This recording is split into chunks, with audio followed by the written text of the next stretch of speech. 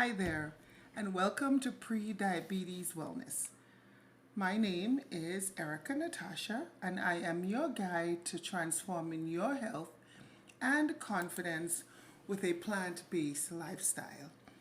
I do want to make something a little clear in terms of plant-based lifestyle.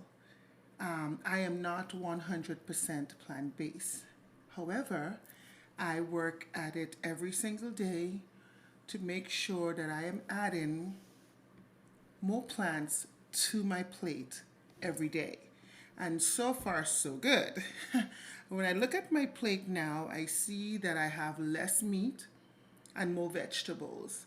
And I also have noticed that I have started to gravitate more to making just a sweet potato, you know, just some tomato soup that I make from scratch. I've noticed that more and more as I introduce more plants into my diet, the need for meat and also the need for processed food has diminished because now I crave more whole foods, and that is something that I have noticed, and that is something that I know that if you are thinking about going plant-based, if you take those small steps that we have been talking about for the last few episodes, that before long it's just going to be something that you automatically do without even really noticing that you have cut out meats and processed foods.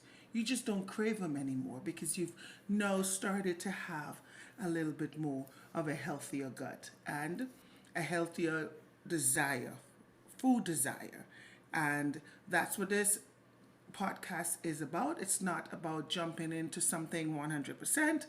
It is about gradual steps towards having more greens, having more plants on your plate.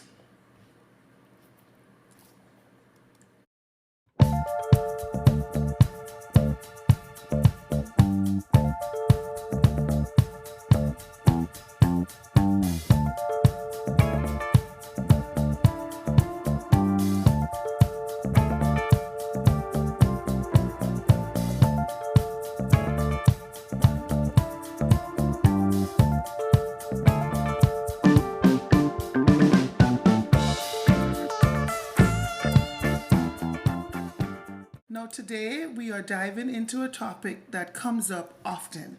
And this topic is more often now because of the season that we are in. We're talking about navigating social events on a plant based diet. Whether it's a family gathering, a work party, or dinner with friends, these events can sometimes feel like a minefield for sticking to your plant-based goals. But I promise it doesn't have to be. It doesn't have to feel like a minefield. With a few strategies and the right mindset, you can enjoy yourself without compromising your health. Let's start with why social events can be tricky. First, you might face limited food options, especially if the event is catered or potluck style. There's often social pressures, like, well-meaning friends or family may question your choices or even encourage you to just have a little of this, have a little of that. And it's usually something that is of a non-plant-based diet. It's easy to feel out of place if everyone else seems to be eating differently than you. But here's the good news. There's always ways to navigate these challenges and feel confident while still staying true to your goals.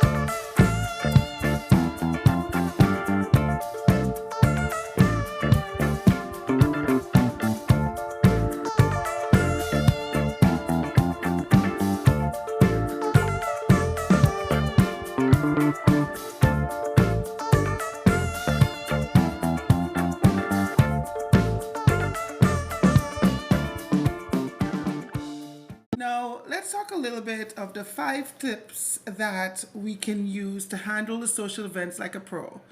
You can simply just bring your own dish.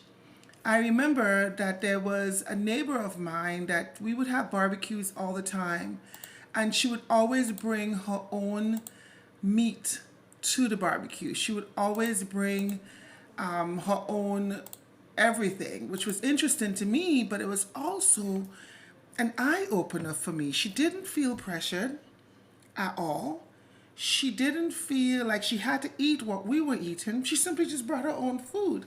And she was always willing to share that food. So she'll say, try this, Erica, try that, try that. And I was like, oh my God, what is that? What did you make? So, in terms of bringing your own food, it's easy because you can now share it with people and they will be more inclined to understand and respect your wishes in terms of going plant-based or not. Now, not only does bringing your own dish a really great choice, it also ensures that you have something to eat. And it's also, like I stated before, a very good way to introduce delicious plant-based options to other people. Now, if you're going to go to a restaurant or you're going to go to a catered event, you can simply just check the menu in advance. Many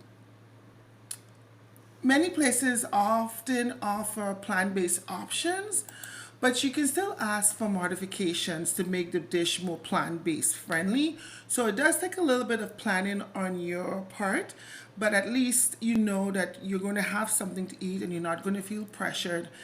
If you are to, feel pressured, and you'll be able to stick to your goal. Now, if someone asks you about your choices, be positive and confident. A simple response like, eating this way makes me feel great is often enough, and people are willing to respect you when you're very positive, you're very confident, you're very straightforward about your choices. A lot of times, social events are also about people, not just food.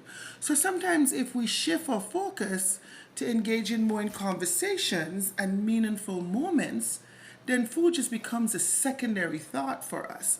But for people like me who are foodies, who always think to ourselves, what are they going to have at that party? What can I eat? You can still eat the way you've always eat, but again, it's about making choices. It's about paying attention.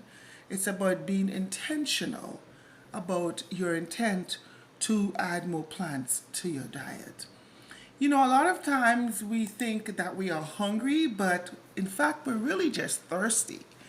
Oftentimes thirst is mistaken for hunger. So if we keep a glass of water handy, that can help you feel satisfied, and it will also avoid unnecessary snacking.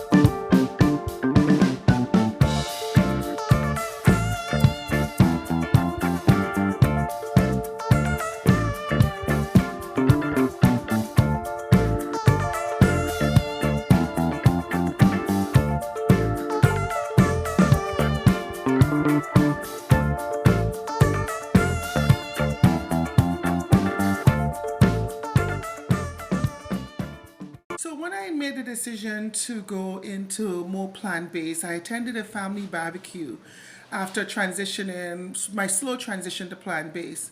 I was really nervous about what I was going to eat. So I did bring a bowl of quinoa salad with roasted vegetables and herbs. And not only did I enjoy it, but it became the hit of the party. You know what that experience taught me?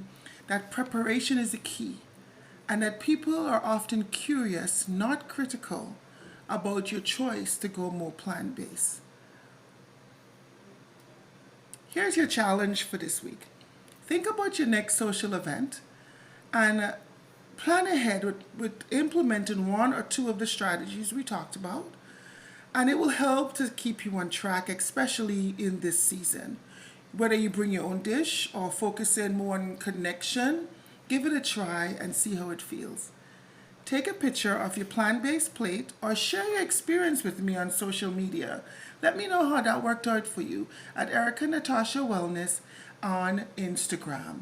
Also, I do want to thank you so very much for joining in and following the show. And of course, if you're not a subscriber, please subscribe so you do not miss any of my free events that will be coming up later this year, as well, or in fact, earlier next year.